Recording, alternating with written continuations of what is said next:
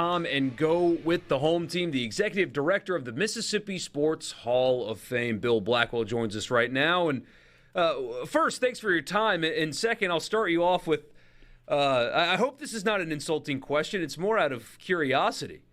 What exactly does the executive director of the Mississippi Sports Hall of Fame do? Quite a bit, Michael.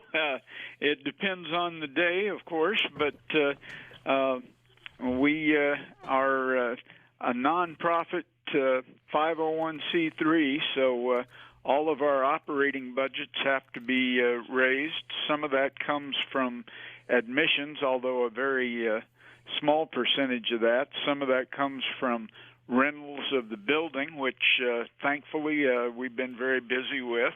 And the rest of it has to come from fundraising. So we're constantly holding golf tournaments, and our induction is a big fundraiser for us with the drawdown on Friday night and the actual induction on Saturday night.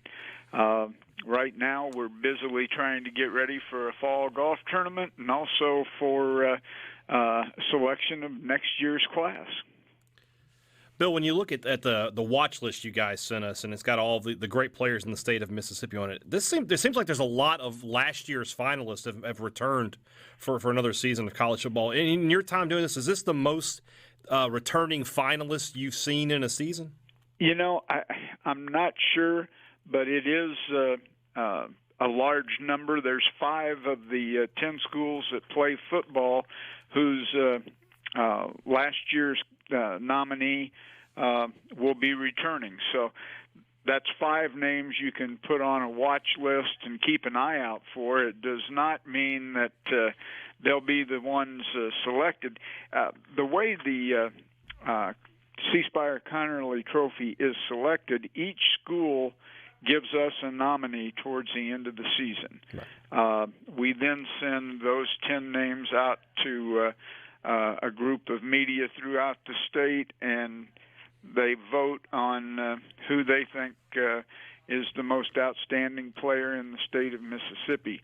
C. Spire has been our sponsor on this basically since its inception back in 1996, and there have been some very well-known names that have won this award. It's got a lot of prestige with it. People like Dak Prescott and Eli Manning and Deuce McAllister, a host of others have won this award. So it carries some clout. It is something that the players are aware of and covet. So it'll be interesting to see. Yeah, we do have 5 of the 10 nominees from last year that are returning this year.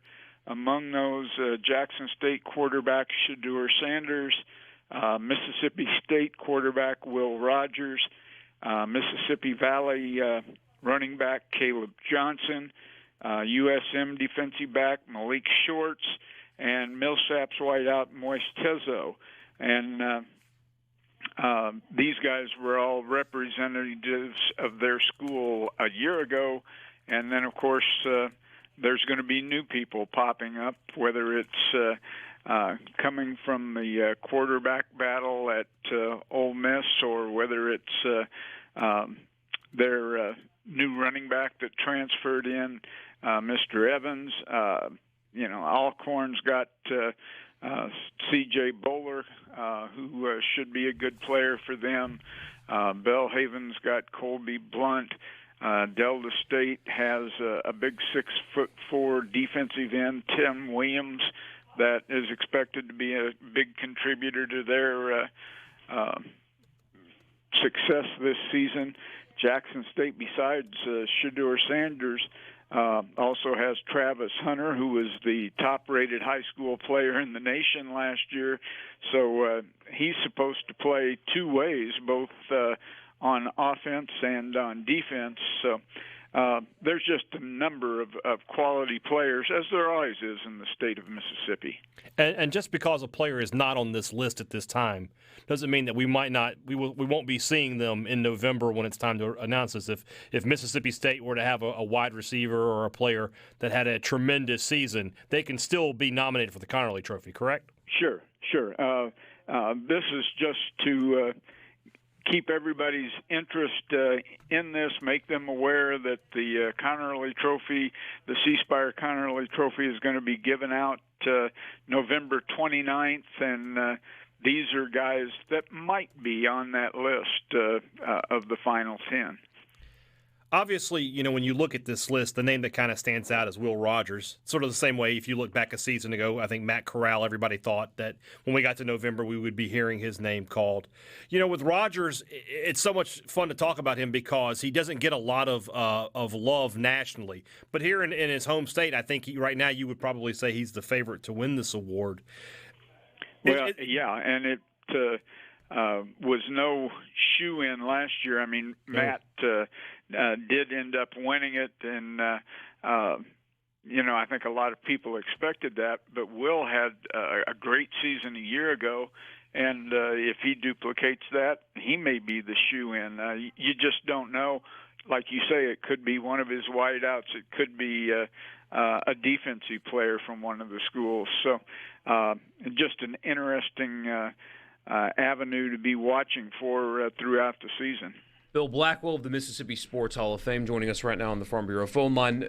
Bill, when this past year's class was announced, we talked to a few of them on the show and those kind of things, but we inevitably got the messages from our listeners. Hey, what about this guy? Why didn't this guy make it? Why didn't this guy make it? What is the process? What is that like? And are the schools involved in nominating potential past players? How does somebody get inducted into the Mississippi Sports Hall of Fame? Well, anybody can nominate an athlete who has met the qualifications, which are either being born in the state of Mississippi or playing at least 2 or more years of their career in the state of Mississippi. The example we usually use is, Archie Manning. It was definitely born in Drew, played at Ole Miss, had fantastic record, and he was eligible for the Hall of Fame.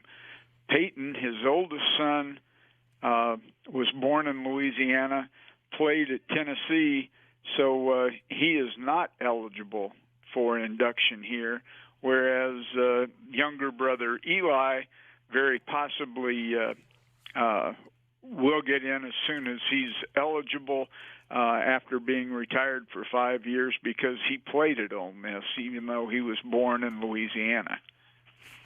I feel like that's a pretty safe bet. I know you can't commit to anything, but I have a feeling that Eli Manning will end up in your hall one day. Yeah, I would think there's a pretty good percentage on that.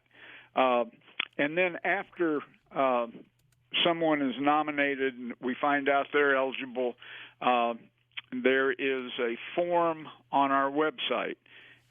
There's across the top, you click on Hall of Fame, and a drop-down comes, and it goes to nominations, and it will give you the form that we need to have to receive from the individuals that goes through, where they were born, where they're raised, where they live now, current addresses, and backup for all the claims, whether it's, this guy was All-American 5 years at such and such a school. We need proof of that, whether it's articles that have been written, whether it's from Wikipedia, wherever that source comes from, and we have to verify that they actually accomplished what the nominee is claiming. Bill, thank you so much for your time this afternoon. We appreciate you. Love our time spent at the Hall of Fame, and looking forward to talking to you again soon. Very good, and we will keep everybody updated on the progress of different players as we get closer to the end of the season and the presentation of the C. Spire Connerly Trophy.